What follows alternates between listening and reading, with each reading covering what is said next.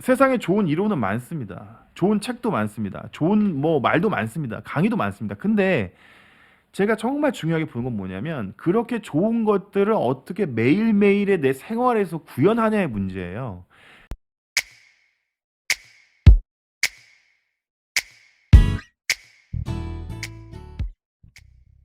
안녕하십니까. 땡큐노트 홍현수 작가입니다.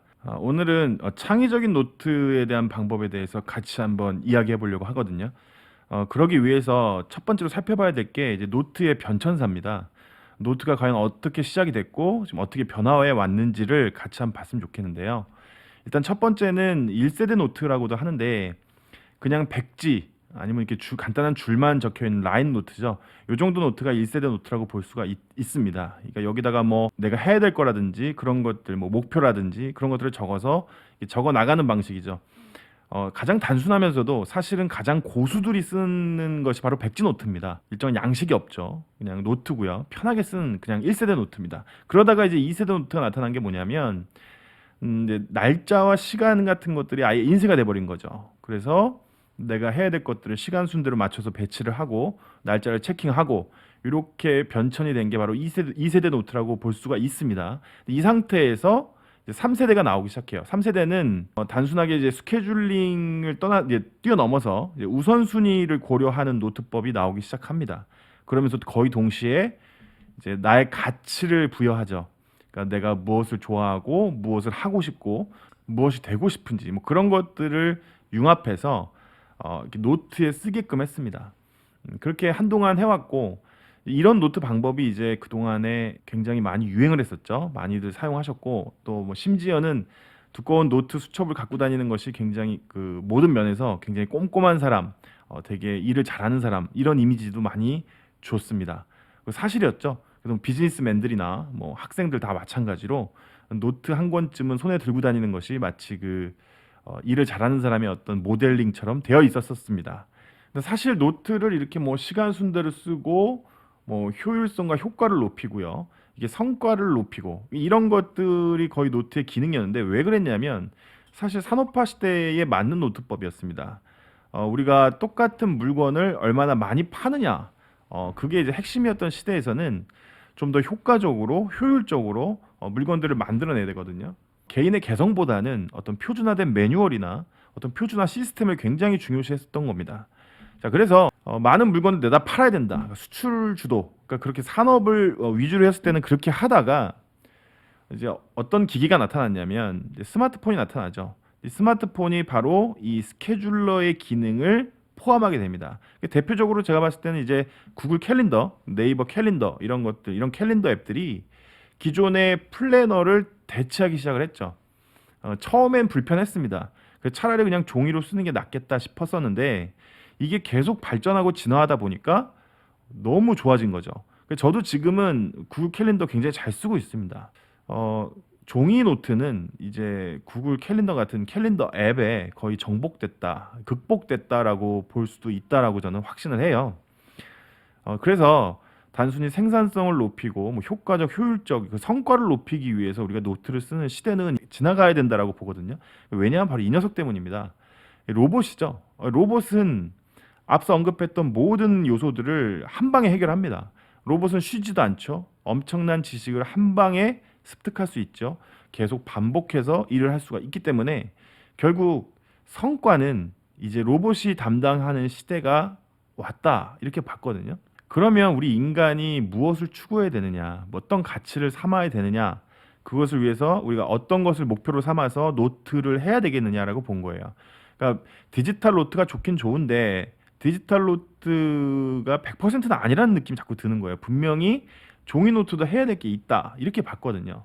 그래서 제가 고민하다가 생각했던 게 바로 이제 상상입니다.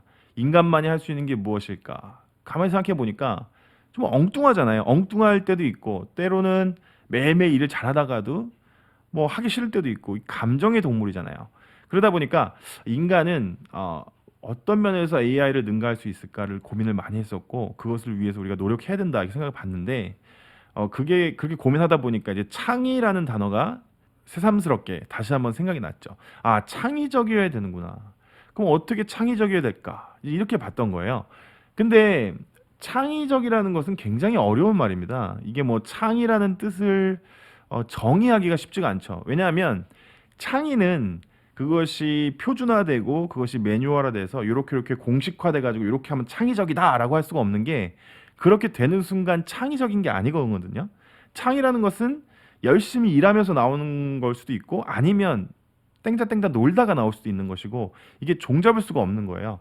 그래서 창의에 대한 연구는 지금까지도 굉장히 활발하게 진행되고 있고, 창의라는 화두는 지금 수많은 세계적인 석학들도 계속 고민하고 있는 명제입니다. 이제 그러다가 힌트를 하나 발견을 해요. 제가 이게 뭐냐면, 싱크와이즈, 제가 잘 쓰는 이제 마인드맵 프로그램 싱크와이즈의 정영교 대표님이 이런 어떤 제시를 해주셨어요. 뭐냐면 혁신입니다. 혁신, 이노베이션 프로세스, 이제 혁신을 얘기를 해주세요. 그러면서 혁신이 발현되기 위해서는 어떤 단계를 지나가야 된다라는 이제 키워드를 알려주셨는데, 이제 첫 번째가 비주얼라이제이션이었습니다. 그게 뭐냐면 시각화죠. 눈에 보이지 않는 것들을 눈으로 보이게끔 하는 거.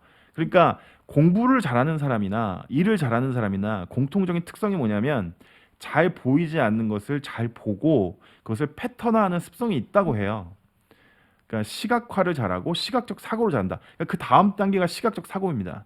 그러니까 시각적 사고, 그러니까 시각화를 통해서 시각적 사고를 하는데, 자, 대표적으로 땡큐노트에서는 시각화가 이제 그 땡스 루틴이 있죠. 그러니까 우리가 복잡하고 혹은 고정되고 반복되는 일들을 도형화시켜서 제가 눈에 보이게끔 했습니다. 그리고 잘 보이지 않는 인간관계를 땡스 다이아몬드라는 장치를 통해서 눈에 보이게끔 했죠. 그리고 독서 습관을 들이기 위해서 땡스 리딩이라는 장치를 저렇게 시각화를 한 겁니다. 그러니까 비주얼라이제이션, 시각화가 첫 번째다. 두 번째는 시각적 사고인데요. 결국에는 어떤 문장이나 어떤 사고 자체를 그림을 통해서 한다. 그래서 예를 들어서 첫 번째 요 보이시는 요 그림 같은 경우는, 이 그림 같은 거는 뭐 예를 들면 김포공항역에는 5호선과 9호선이 있다. 이렇게 제가 만들어 본 건데, 또 밑에는 또 뭐 웃는 표정이나 우는 표정, 뭐 기쁨, 슬픔이겠죠. 그리고 뭐 여러 가지 뭐 문장들을 이렇게 시각적 사고를 통해서 표현할 수 있다는 겁니다. 자, 그러다가 그 다음 단계가 뭐냐면 글랜스 싱킹이라고, 이거는 이제 제가 지어낸 말이에요. 글랜스가 뭐냐면 이렇게 훑어보다입니다. 이게 쓱 보다. 그게 글랜스거든요. 이게 왜 제가 중요하게 봤냐면, 사람이 지혜를 발휘를 한다, 지혜롭다라고 했을 때 가장 첫 번째 요소가 뭐냐면 전체를 볼 줄 아는 능력입니다. 그러니까 전체를 볼 줄 아는 능력, 그것이 바로 지혜에 다가가는 길인데, 제가 이거를 굉장히 깊이 공감했던 게 뭐냐면, 사람의 지혜를 겨루는 게임이 있습니다. 그게 무엇일까요? 대표적으로 맞습니다. 바둑, 체스, 장기, 이런 것들입니다. 그리고 또 뭐 종이로 된 게임 중에서 보드 게임들 보면 다 전체를 볼 수가 있죠. 그러니까 전체를 볼 줄 아는 습관, 전체를 보는 능력이 바로 지혜의 첫걸음이다.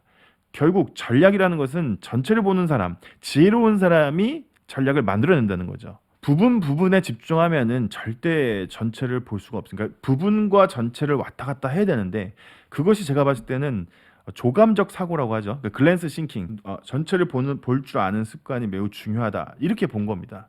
땡큐노트에서는 이 조감적 사고를 구현하기 위해서 아시겠지만 이제 월간 계획이 펴지죠. 그리고 지금은 연간 계획까지 펴집니다. 그 연간과 월간과 분기, 그 다음에 주간 계획까지, 그리고 일일 계획까지도 한눈에 볼 수 있도록 땡큐노트는 장치가 되어 있죠. 그러니까 제가 의도했던 건 뭐냐면, 시각화를 통해서 시각적 사고를 끌어내고, 시각적 사고를 함과 동시에 조감적 사고를 할 줄 안다면, 그 다음 단계가 뭐냐면 크리에이티브 띵킹, 여기서 이제 창의적 사고가 나오는 겁니다.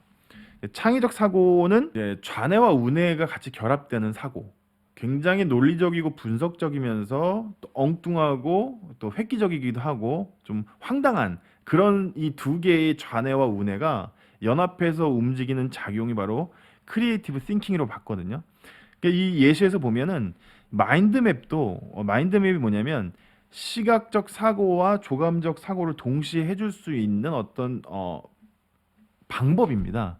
그러니까 토니 부잔이 최초에 이제 최초는 아니지만, 토니 부잔이 정리해서 제시를 했었던 이 개념인데, 마인드맵이 그런 측면에서 굉장히 뛰어났죠. 여러분 그 민족사관고등학교 아시죠? 민사고의 초대 교감 선생님이었던 김영섭 교감 선생님하고 좀 얘기를 많이 한 적이 있었는데 그런 얘기를 하시더라고요. 모든 그러니까 대부분의 동물 포유류에는 이제 두뇌가 있다는 거죠. 두뇌가 있는데 좌뇌와 우뇌를 연합해서 동시에 쓰는 존재는 인간밖에 없다고 합니다. 그러니까 좌뇌적 사고와 우뇌적 사고를 통해서 무언가 새로운 것을 사고하는 습관을 갖고 있는 동물은 인간이 유일하다는 거죠. 정리하면 시각화를 통해서 시각적 사고를 하고 조감적 사고를 동시에 함과 동시에 이렇게 하다 보면 창의적 사고가 나온다. 이게 이노베이션 프로세스거든요. 그러면 혁신이 일어나기 위해서는 창의적 사고가 바탕이 돼야 되고 창의적 사고가 되기 위해서는 말씀드렸듯이 시각적 사고와 조감적 사고가 동시다발적으로 일어나야 된다. 이것이 바로 창의적 사고의 핵심이다. 이렇게 보면 될 것 같습니다. 그러니까 이것을 우리가 인간이 집중해야 된다는 거죠. 결국 그러니까 지식적인 측면에서는 이미 우리가 이제 AI를 이길 수가 없습니다. 그거는 이제 명확하게 인정을 하고, 그러니까 우리가 집중해야 될 건 뭐냐면 지식이 아니라 이제 지혜가 되겠죠. 지혜로운 사람. 지혜가 없으면 이제 생존할 수 없는 시대가 이제 왔다고 본 거거든요. 다 좋은데 이렇게 좋은 개념들을 어떻게 내 생활에서 구체적으로 구현하느냐의 문제거든요. 세상에 좋은 이론은 많습니다. 좋은 책도 많습니다. 좋은 뭐 말도 많습니다. 강의도 많습니다. 근데 제가 정말 중요하게 보는 건 뭐냐면 그렇게 좋은 것들을 어떻게 매일매일의 내 생활에서 구현하냐의 문제예요. 그게 바로 노트거든요. 그러니까 노트를 쓰는 이유는 스텝 바이 스텝입니다. 하루하루 가는 거죠. 그렇기 위해서, 그것을 실천하기 위해서 가는 건데, 그래서 제가 ABC 노트법이라는 일종의 어떤 새로운 개념을 만들어낸 거예요. 이런 좋은 개념을 실질적으로 내가 구현할 수 있는 어떤 툴, 그게 바로 땡큐 노트다. 그래서 올 브레인 컨셉 이렇게 얘기를 합니다. 그러니까 이거를 제가 알게 된 게 있습니다. 이유가 있습니다. 계기가 있습니다. 뭐냐면 이 책입니다. 전내사고라는 책인데요. 이 책이 일본 책입니다. 일본의 이제 간다 마사노리라는 사람이 지은 책인데 정말 어마어마한 책이었습니다. 이게 제가 이 책을 발견한 순간 모든 걸 스톱하고 모든 걸 다 정지하고 이 책만 4일 동안 팠어요. 그 정도 가치가 있고 지금 이게 절판된 책인데 중고책값만 20만 원에서 30만 원대가 됩니다. 엄청난 책이죠. 이 간다 마사노리가 지은 이 전내사고라는 책은 어떤 책이냐면 인간이 좌뇌와 우뇌를 활용하는 방법을 동시에 활용하는 방법을 이야기해 주는 책입니다. 깜짝 놀랐어요. 그러니까 여기에 보면은 그동안의 많은 어떤 이론들이 집대성돼 있다라는 느낌 받고 그 많은 이론들을 잘 융합해서 이 저자만의 굉장히 독특한 사고 방법을 제안을 해주고 있다. 이렇게 봤거든요.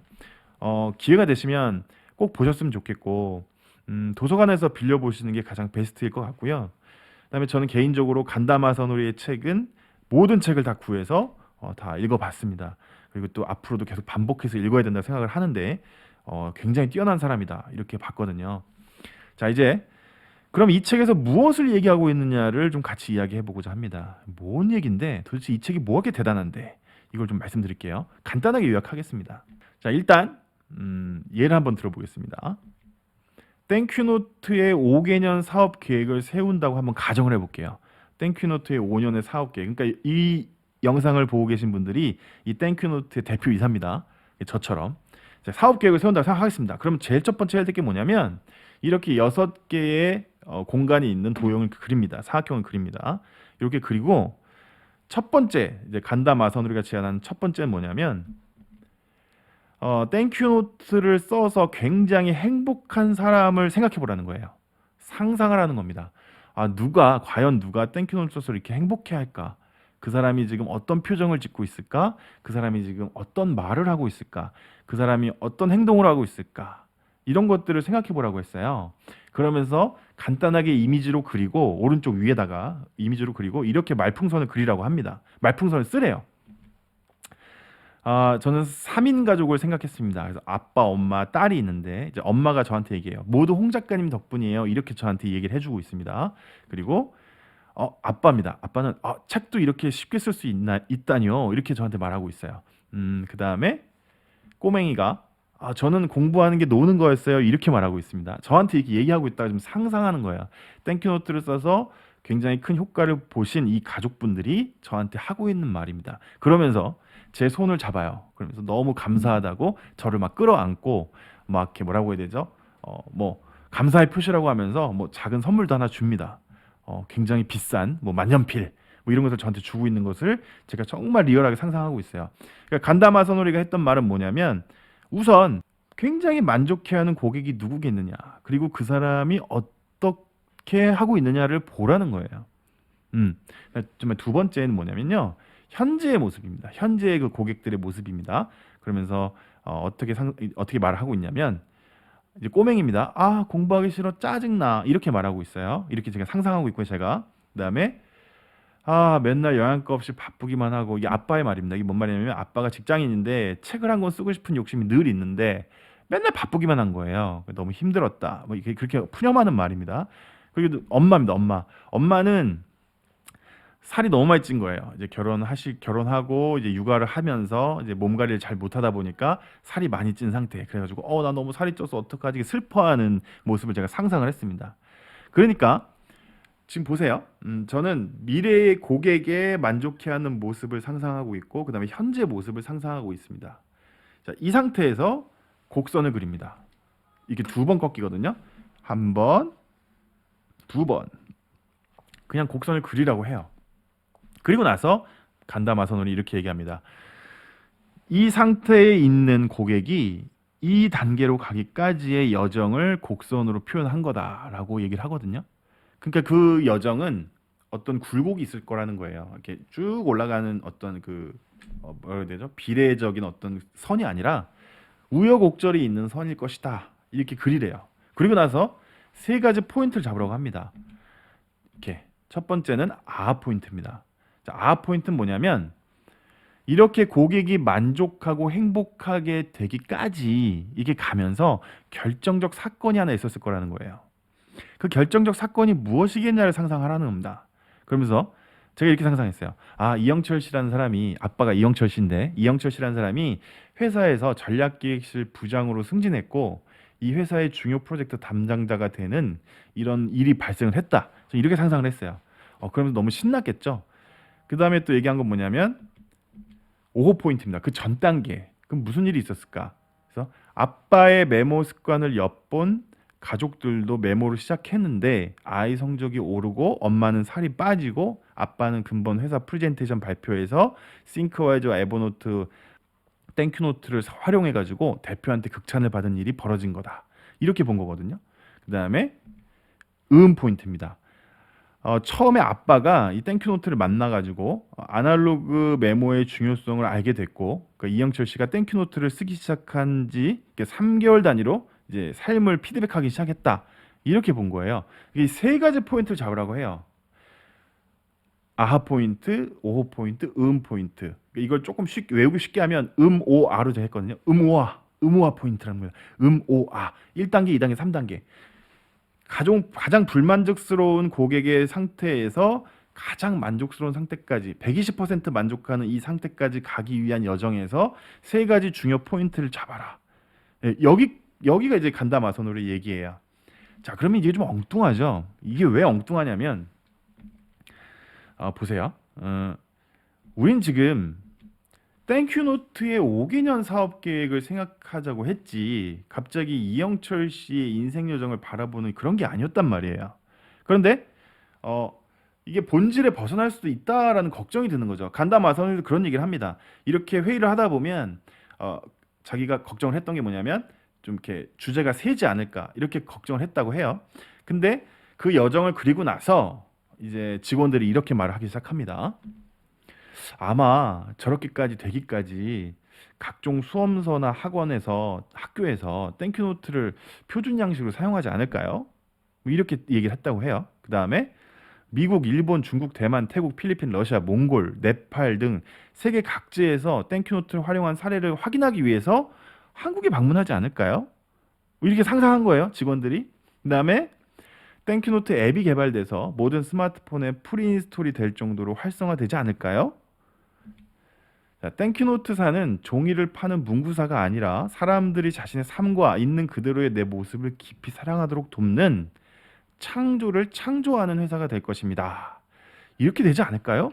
그러니까 이게 무슨 말이냐면 상상을 통해서 나왔던 이 결과를 갖고 사람들이 유추하기 시작하는 거예요. 그러면서 이 내용들이 뭐가 되냐면 자연스럽게 사업 계획이 되는 거죠. 사업 계획을 작성하기 위한 여러 가지 전략들이 나오기 시작하는 겁니다. 맞죠? 그러니까 지금 간다 마사노리가 제안했던 방법은 철저하게 운회적인 방법이에요. 왜냐하면 상상을 통해서 시작을 했습니다. 그죠? 고객이 어떻게 만족하고 있을까부터 상상을 해서 거꾸로 내려왔죠. 좌뇌적인 방법은 뭐냐면요. 과거의 데이터와 증거와 사례를 갖고 유추해서 미래를 유추하는 겁니다. 대표적으로 우리가 마케팅에서 많이 쓰는 기법들이 있죠. 뭐 3C 기법이라든지 4P 기법, 수학 기법 이런 것들은 과거의 데이터를 근본으로 해서 미래를 유추하는 방식입니다.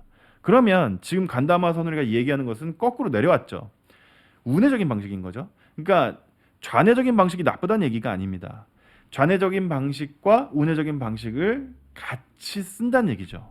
좌뇌의 프로세스적인 어떤 그런 사고 패턴과 운회의 아주 엉뚱한 사고의 패턴을 융합해서 쓰는 것이 베스트다. 이렇게 얘기를 해요. 자, 그러면 하나 더 예를 들어 볼게요. 자, 그러면 똑같은 방식으로 학생의 경우를 한번 볼게요. 수능을 앞둔 고1 학생이라고 칠게요. 그러면 나의 3년 수능 계획 이렇게 예상을 한번 해보겠습니다. 그렇게 나서 이렇게 도형을 그리죠. 그다음에 오른쪽 위에다가 이렇게 가족의 모습을 그려요. 이 친구는 이제 4인 가족이에요. 그래서 처음에 이제 엄마는 이제부터 시작이다 잘해보렴 이렇게 얘기를 하고 있고요. 그다음에 아빠는 야 우리 아들 장하다. 야 정말 확 축하한다. 이렇게 좋은 대학에 합격해서 멋지다. 이렇게 얘기하고 있습니다. 그리고 동생이 하나 있죠. 동생이 뭐라고 그러냐면 형 보니까 공부를 저렇게 해도 대학을 간단 말이야. 이렇게 웃으면서 얘기하고 있어요. 우리 형 놀면서 공부하던데 이렇게 얘기하고 있습니다. 그러니까 상상을 한 거예요. 그러면서 엄마가 그동안에 너무 갖고 싶었던 그 애플 맥북을 사주는 겁니다. 너무 행복하죠. 입이 째져요. 대학에서 생활 열심히 하라고 엄마가 맥북도 사주셨습니다. 네. 근데 현재 상태를 좀 볼게요. 현재 상태 보면 공부하기 싫어 짜증나 맨날 바쁘기만 하고 왜 이렇게 머리에 안 들어오지? 이게 현재의 내 모습을 상상을 할게요. 그 다음에 여기까지 한 다음에 곡선을 그리죠. 그리고 세 개의 포인트를 잡습니다. 자, 첫 번째 포인트. 내가 공부를 열심히 하다 보니까 기출문제 패턴을 파악하게 됐고 내가 수능 문제까지 만들어 보는 어떤 내공이 생겼다. 이렇게 상상을 해보는 거예요.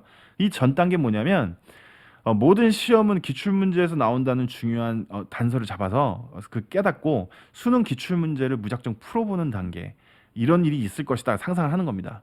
그래서 내가 여기서 바로 내가 부족한 영역을 알게 되고 거꾸로 학습에 들어가 가지고 공부를 열심히 한다. 이런 걸 상상해 보는 거예요. 그리고 나서 포인트는 학습을 할 때 플래너를 제대로 쓰는 방법을 알게 되고 학습 카드 활용법까지 터득하게 되다. 이게 처음 시작이죠. 이렇게 세 가지 포인트를 학생이 상상합니다. 자, 그러면서 내가 뭐 행복한 거예요. 나는 이제 수능 이제 잘 봤어. 난 서울대학교 갔어. 서울대학교 수석 합격했어. 막 이렇게 너무 행복해하는 거예요. 자, 우리가 또 좀 유추해 볼게요. 그리고 간다모 선오리는 이렇게 글이 아니라 간단한 이미지로 표현하는 것도 매우 좋다고 얘기를 했거든요. 세 가지 포인트를. 자, 그러면서 우리는 이렇게 수능 성공 신화를 보는 게 아니었습니다. 어떻게 하면 내가 수능을 보느냐 이런 전략 회의였거든요. 내 머릿속에 회의였거든요. 자, 그래서 영역별 수능 기출 15년치를 무조건 풀어보면 정답에 상관없이 최소한 문제에 익숙해지고 운 좋으면 패턴까지 파악하지 않을까? 이렇게 유추하는 거죠. 그다음에 문제를 풀다 보면 그 문제가 어느 단원에서 나온 문제고 어느 단원과 어느 단원이 융합돼서 나온 문제인지도 알지 않을까? 이렇게 알게 되고 만약 문제를 카드에 적어 놓는다면 연도별, 유형별 등 다양하게 변형해서 문제를 풀 수 있고 오답 노트를 만들기 편하지 않을까? 이렇게 상상할 수 있습니다. 자, 영어는 아무래도 단어를 많이 알면 유리하니까 이제 영단어를 카드화시켜서 저장해 놓으면 좋지 않을까? 이렇게 유추하게 되죠. 그러니까 수능을 잘 봐서 행복한 모습을 상상하면서 거꾸로 내려오니까 구체적으로 내가 지금 해야 될 것들이 나타나기 시작하는 단계. 이게 바로 상상을 활용한 플래닝 기법이라는 겁니다. 전략 기법이라는 겁니다. 그러니까 간다마 선우리는 이걸 제안을 할 때 뭐 3개년, 5개년까지 이게 장기 계획을 이렇게 제안을 해줬거든요. 근데 제가 이거를 너무 좋은 거예요. 너무 좋아가지고 땡큐 노트에다 벤치마킹을 한 겁니다. 이제 그 방법에 대해서 땡큐 노트엔 그러면 어떻게 적용하면 되겠는가 이걸 같이 한번 보려고 해요. 해볼게요. 음. 자, 이 땡큐노트 주간 플래너입니다. 주간 플래너인데요. 일단 첫 번째 해야 될 건 뭐냐면 위켄드에다 선을 그어요. 이게 저 땡큐노트는 아시죠? 월화수목 금으로 표시되어 있고 토일은 어, 통으로 되어 있습니다. 그래서 쉬라고 해놨는데 자 일단 저렇게 선을 긋고요. 이번 주 목표를 쓰는 겁니다. 제일 중요한 목표가 무엇일까? 첫 번째는 쇼핑몰 배너, 저 같은 경우에요. 쇼핑몰 배너를 교체해야 되고, 그다음에 와디즈의 제품 배송해야 되고, 그다음에 유튜브에 강의를 번역해야 되고, 중국 강의를 교환을 수정해야 되고. 제가 실제로 이게 언제 거냐면 1월 달 거거든요. 1월 달에 되게 바빠가지고 정신이 하나도 없었는데 이걸 내가 과연 해낼 수 있을까 그랬단 말이에요. 뭐 어쨌든 이렇게 적습니다. 그리고 단톡방에다 이벤트를 제안해보자.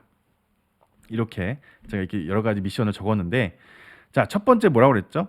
고객의 어떤 그 모습을 상상하라고 했는데 저는 이제 어떻게 했냐면 제가 일요일 아침에 눈을 떴을 때의 행복한 모습을 상상하는 겁니다. 이걸 다 해낸 거예요.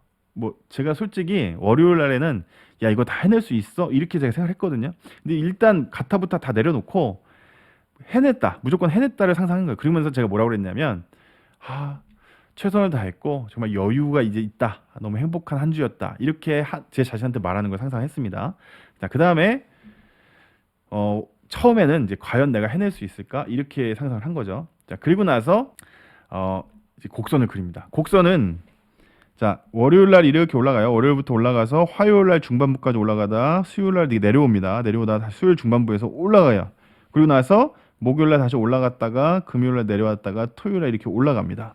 네, 이 곡선은 그대로 제가 따왔고요. 그 다음에 어떻게 하냐면 33, 50, 66, 85 보이시죠? 33, 50, 66, 85 이거를 써줘야 돼요. 이게 뭐냐면 자 일주일을 통으로 봤을 때 화요일이 지나면 일주일에 33%가 간 거고요.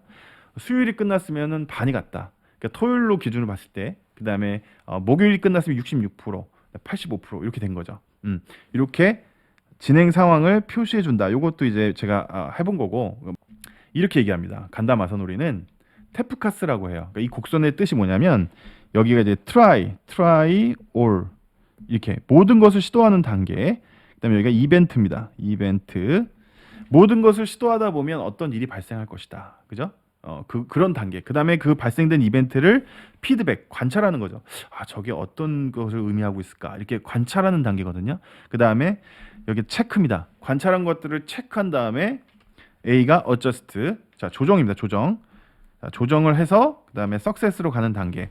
그러니까 이 곡선을 뭐라고 의미했냐면 토니 부자니 우리 뇌가 목표를 향해 갈 때 가는 어떤 그 뇌의 어떤 그 기전이라고 그랬어요. 그래서 이거를 곡선으로 표시한 겁니다. 테프카스.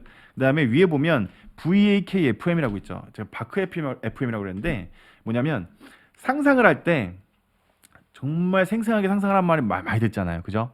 근데 그냥 막연하게 생생하게 상상하라고 하면 좀 막연합니다.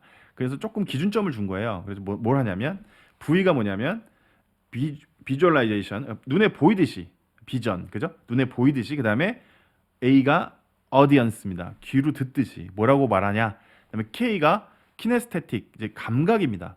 제가 아까 말했죠. 엄마 아빠 아들이 되게 행복해하고 있고 저한테 말하고 있고 그다음에 저를 막 끌어안아 줬습니다. 감각이죠. 그다음에 F가 뭐냐면 fame입니다. 내가 굉장히 유명해지는 상상을 하라고 그래요. 그다음에 M이 뭐냐면 money입니다. money. 엄마가 맥북 사줬다고 그랬잖아요. 그죠? 그게 이제 돈이 들어오는 것을 상상하라. VAKFM 기법을 얘기하고 있습니다. 그럼 좀 더 구체적으로 상상이 되겠죠. 제가 여기서 얘기해 드릴 게 있습니다. 뭐냐면 이 굉장히 중요한 게 뭐냐면요. 우리가 통상 다이어트 할 거야 하고 나서 다이어트 잘 안 되죠. 담배 끊을 거야 담배 잘 안 끊어지죠. 뭘 할 거라고 선언하고 선포해도 잘 안 됩니다. 그게 왜 그럴까요? 그게 뭐냐면 우리의 이성과 감각은 저 아이한테 뭐라고 그러냐면 거짓말 하지 말라고 그럽니다. 야 거짓말 하지 마. 너 이번에도 못 할 거잖아. 웃기는 소리 하고 있어. 이렇게 저한테 얘기한다고 해요. 그래서 대부분 그것을 이루지 못한다고 합니다. 근데 여러분들 어포메이션이라는 책을 제가 권유드리고 싶습니다. 그게 노아 세인트 존이라는 분이 지은 책인데요. 이렇게 질문하라. 나는 살을 뺄 거야라고 하지 말고 왜 내가 살이 빠졌지? 이렇게 말하라고 해요. 나는 금연을 할 거야 라고 하지 말고 나 어떻게 이렇게 쉽게 담배를 끊게 됐을까? 이렇게 이미 단정을 하고 얘기하라고 하거든요. 굉장히 좋은 책입니다. 절판됐거든요. 근데 어쨌든 그 책도 도서관에 있으니까 꼭 빌려보셨으면 좋겠고 너무나 괜찮은 책이에요. 근데 그 노아가 제시한 그 기법이요. 간다마사노리도 이게 얘기하는 게 뭐냐면 내 자신이나 고객이 120% 만족하고 있는 것을 설정하고 들어가잖아요. 그죠? 그렇게 될까? 그렇게 될 거야. 120%될 거야라고 선언하지 않고 이미 120%된 걸 설정을 하고 들어갑니다. 이게 왜 그러냐면 우리 뇌를 속이는 거더라고요. 이게 왜 그러냐면 난 이렇게 할 거라면 우리 뇌는 굉장히 이성적으로 판단해서 넌 아니야라고 얘기한단 말이에요. 근데 이렇게 단정을 지어버리면 어떻게 되냐면 내가 왜 이렇게 살이 많이 빠졌지? 라고 스스로한테 질문하는 거잖아요. 그죠? 그러면 우리 뇌는 어떻게 하냐면 그게 거짓이든 참이든 대답을 하려고 한답니다. 너 밥을 많이 안 먹었잖아. 너 운동 열심히 했잖아. 이렇게 거꾸로 가는 거래요. 이게 뇌를 속이는 거라고 합니다. 그런 기법이거든요. 근데 어쨌든 되게 재밌는데 땡큐노트에서는 이렇게 쓰게 되는 거예요. 자, 그래서 제가 실제로 했던 건 뭐냐면 이렇게 많은 일들이 있었고 제가 할 수 있을까 고민이 참 많았는데 첫 번째 제가 그냥 상상했던 건 뭐냐면 포인트는 뭐냐면 새로운 시간 스케줄링을 찾았다. 이렇게 상상을 그냥 무조건 했거든요. 분명히 시간이 있을 거야. 분명히 해낼 수 있을 거야. 분명히 새로운 시간대가 있을 거야. 제가 이렇게 고민했었고 5포인트는 뭐냐면 그래. 빨리 할 수 있는 방법이 생길 거야. 이렇게 생각합니다. 그리고 포인트에서는 외국어로 더빙하는 방법을 알게 됐구나. 오케이, 한번 해보자. 이렇게 제가 한 거거든요. 왜냐하면 유튜브에 보시면 아시겠지만 이게 4개국어로 이렇게 돼 있잖아요. 땡큐 설명이 이게 요청이 있어서 제가 한 건데 제가 뭐 일본어를 잘하기를 해, 중국어를 영어를 잘 못하잖아요. 그래서 더빙을 썼거든요. 어쨌든 그렇게 상상을 했고 자 실제는 똑같이 됐습니다. 더빙 방법 네이버 제가 클로버 더빙을 제가 활용을 했거든요. 그때 무료일 때 제가 활용을 했고 두 번째는 그거 외에도 뭐 브루라는 프로그램하고 곰믹스 또 번역 또 그런 것들을 되게 좋은 프로그램들 사용하게 됐어요. 그리고 나서 세 번째 어떤 일이 벌어졌냐면요. 제가 택배를 보낼 때 그 편의점 택배를 활용을 합니다. 왜냐하면 편의점 택배는 24시간 열려 있잖아요. 그러니까 제가 언제라도 택배 발송이 가능할 수 있게끔 이렇게 제가 편의점 택배를 이용하는데 그때 와디즈 내가 하고 나서 택배가 되게 많았단 말이에요. 그거를 어떻게 감당을 못 하고 있는데 일요일 날 택배를 싸면 되겠구나. 왜냐면 이 양이 많으면요 택배 싸는 시간이 굉장히 오래 걸리거든요. 근데 그거를 하면 되는구나 이게 판단한 거예요. 그래서 실제로 제가 일요일 날 택배를 싸야지 하고 모든 걸 미루고 월화수목금토까지 그 앞에 일들을 최대한 많이 빼서 다 해냈습니다. 야 그래가지고 물론 일요일 날 많이 쉬진 못했지만 그래도 해냈던 경험을 하게 되고 이게 작은 것들이죠. 그러니까 제가 간다 마사노리의 이 전내사고 기법을 땡큐노트에 벤치마킹을 한 거고 실제로 이렇게 좋은 방법을 매일매일 내가 훈련하고 구현할 수 있다면 얼마나 좋을까라고 상상을 한 겁니다. 자, 이 간다 마사노리의 기법은 언제 쓰면 좋냐면 자, 연간 계획과 분기 계획과 월간 계획과 주간 계획을 좌뇌적인 방법으로 다 쓰고 나서 내가 이번 주에 뭐 해야 된다, 뭐 해야 된다는 거를 스케줄링을 다 하고 난 다음에 형광펜을 활용해서 과감하게 곡선도 그리고 상상하는 이렇게 운해적 기법이 들어가면 가장 베스트입니다. 제가 해봤거든요. 그러니까 처음에 이 방법을 알게 됐을 때 바로 이렇게 전달을 해드리려고 했는데 제가 어떤 욕심이 들었냐면 야 실제 한번 해보고 그런 일이 벌어지는지 봐야 될 거 아니야 이런 생각이 드는 거예요. 그래가지고 제가 좀 실험하느라 늦었는데 소소하지만 이렇게 조금씩 생기더라고요. 그리고 나서 간다마사노리는 조금 장기 계획을 예시를 들어서 이렇게 했는데 저는 이제 이게 주간 계획이잖아요. 그러다 보니까 조금 단위가 좁혀져요. 그런 것들에 대한 좀 세밀한 좀 어떤 기법들이 있는데 그런 것들은 그런 건 훈련하면 되는 것이고 그래서 이렇게 조절하면서 플래닝을 하니까 재미있는 일들이 좀 벌어지기 시작하더라. 그리고 실제로 같이 쓰는 분들 중에서 그런 사례가 나왔습니다. 선생님이신데요. 이렇게 학생한테 칭찬을 받다라기보다는 학생들이 너무 좋아해 주는 것을 상상했다고 하세요. 그러니까 학생 우리 선생님 최고, 멋져, 정말 좋은 선생님이야. 이런 말을 해주는 거를 좀 이렇게 상상을 했는데요. 실제로 그런 일이 벌어졌다고 합니다. 전혀 의도치도 못한 상황에서 갑자기 막 학생들이 선생님을 너무 좋아하고 갑자기 그런 말 하더라는 거예요. 아, 선생님 너무 좋습니다. 이렇게 얘기하더라는 거예요. 그래서 자기가 깜짝 놀랐다. 이런 사례도 발생하기 시작하는데 저는 이렇게 봅니다. 이제는요. 투두리스트 같이 뭐 시간 스케줄링 같이 그렇게 나열하는 플래닝 기법은요. 앱을 써도 충분합니다. 앱으로 쓰는 게 훨씬 더 효과적이고 효율적이에요. 제가 봤을 때는. 그래서 이런 상상의 그림을 가지고 매일매일 그 상상을 붙잡아 두고 그것을 노트에 표시를 해서 이 노트를 꾸준히 써가는 것이 바로 이 노트, 이 종이의 역할이 아니겠느냐. 그것이 바로 상상이 아니겠느냐. 그것이 바로 이미지네이션이 아니겠느냐. 그것이 결국 크리에이티브 싱킹으로 가는 지름길이 아니겠느냐. 이렇게 본 거죠. 그러니까 저는 일단 주간 계획표에다 적용을 해서 이렇게 그렸지만 사실 월간 계획표라든지 연간 계획표에도 얼마든지 적용을 할 수 있겠죠. 근데 지금 저는 현재 주간 계획표에만 집중을 해서 사용을 하고 있고 이 방법을 전달시켜 드리기 위해서 단톡방, 오픈 채팅방도 운영하고 있고 매주 일요일 저녁 8시에 줌을 활용해서 플래닝 파티라는 플래너를 쓰는 시간을 이렇게 운영하고 있습니다. 무료고요. 다 무료입니다. 그래서 같이 쓰는 플래닝 그런 것들을 굉장히 중요하게 제가 운영을 하고 있고 앞으로도 이런 상상의 플래너를 통해서 플래닝 기법을 통해서 굉장히 많은 재미있는 사례들이 많이 발생할 것이다라고 이제는 확신을 하게 되었습니다. 결국 왜 좌뇌적 사고와 우뇌적 사고가 둘 다 중요하냐면 이렇게 보시면 될 것 같아요. 좌뇌적 사고는요. 과거의 데이터를 통해서 미래를 유추하기 때문에 과거의 데이터가 나쁠 경우 미래가 밝을 수가 없습니다. 그게 한계점이에요. 그러니까 3C 기법이 됐든 4P 기법이 됐든 수학 기법이 됐든 그거는 한참 산업혁명이 진행됐던 60년대 70년대 뭐 그럴 때 썼던 거란 말이에요. 그때 나왔던 기법들이란 말이에요. 그럼 공장에서 쓰는 거죠. 과거의 데이터가 나쁘면 미래의 데이터가 좋게 나올 수가 없어요. 그게 좌뇌의 한계예요. 그렇다고 해서 그게 나쁘다는 건 아닙니다. 과거의 데이터를 분석할 줄도 알아야 되죠. 그죠?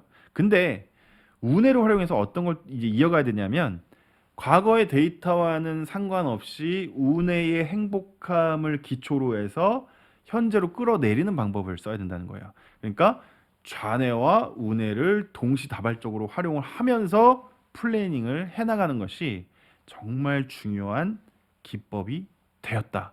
이렇게 보고 있습니다. 이게 바로 ABC 노트법이고요. 실제로 조금씩 쓰시는 분이 늘어나고 있습니다. 자, 실제로 해보면요. 굉장히 힘들어 하세요. 왜 그럴까요? 맞습니다. 우리가 상상을 잘 안 해요. 네. 그러니까 그동안 열심히 일하라고 배웠습니다. 맞죠? 효과적으로, 효율적으로 시간을 쓰라고 배웠어요. 그렇게 살려고 노력했습니다. 근데 과연 우리 생각만큼 성과가 나오던가요? 과연 그게 100% 지켜지던가요? 아닙니다. 우리는 기계가 아니잖아요. 우리는 로봇이 아니잖아요. 때로는 일하기 싫어요. 때로는 공부하기도 싫고. 그리고요. 창의적인 생각은요. 열심히 할 때 나오지 않더라고요. 멍 때리고 있을 때 나오죠. 멍 때리고 있을 때. 저도 실제로 운전할 때, 운전할 때랑 샤워할 때, 그리고 화장실에서 일 볼 때, 이럴 때 아이디어가 엄청 나오거든요. 공감하시죠? 뭘 열심히 한다는 건요.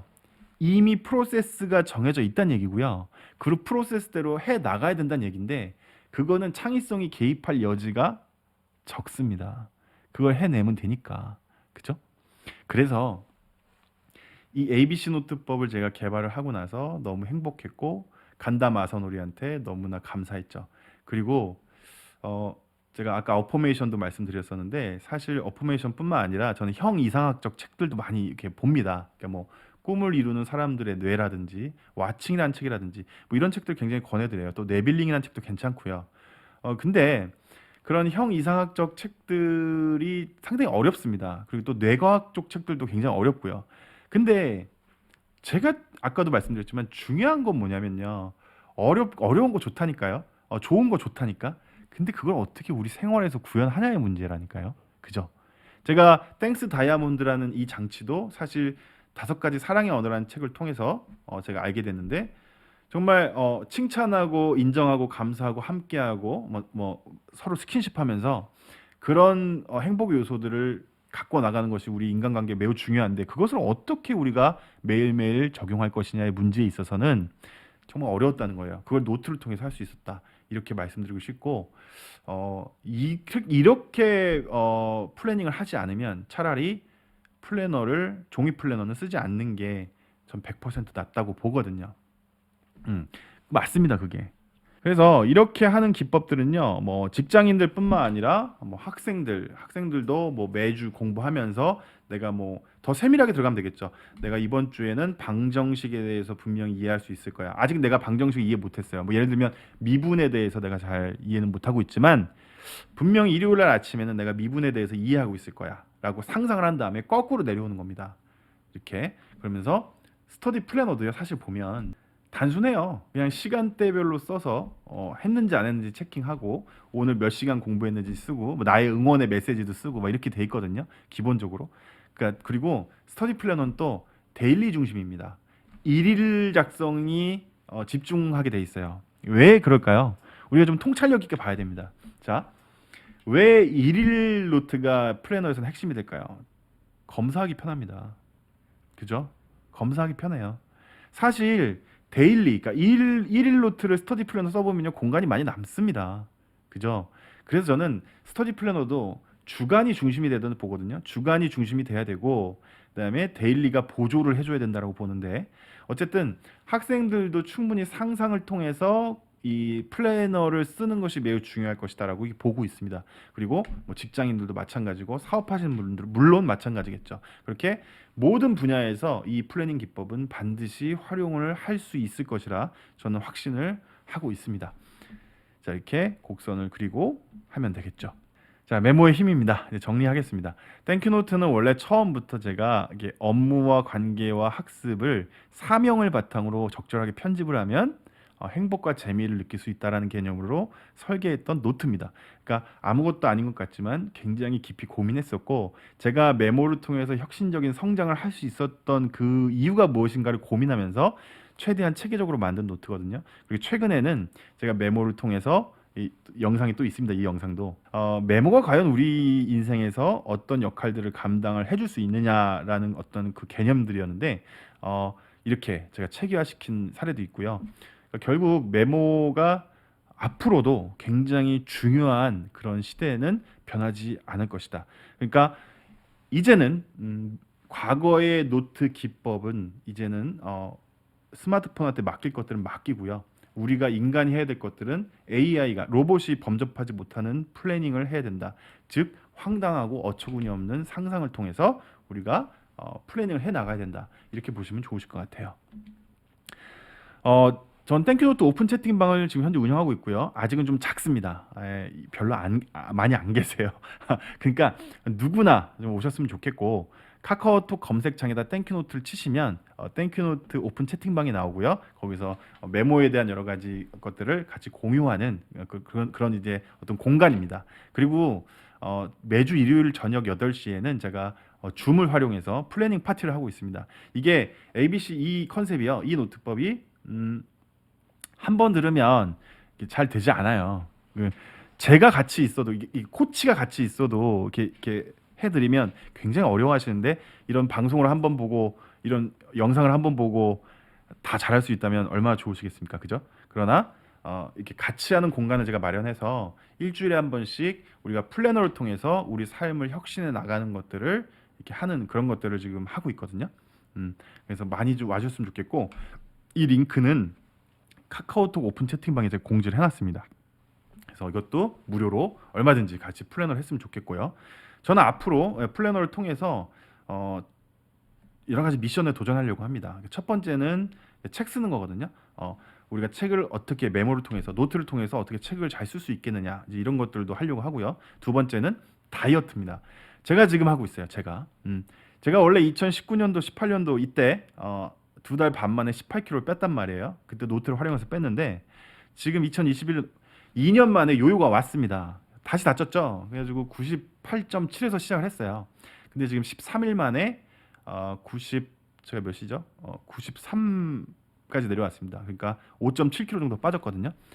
자, 근데 이게 또 달라요. 이게 해보니까 제가 처음에 2019년도 했던 그 다이어트 했을 때 내 몸의 양상과 지금 현재 제 몸의 양상이 또 달라요.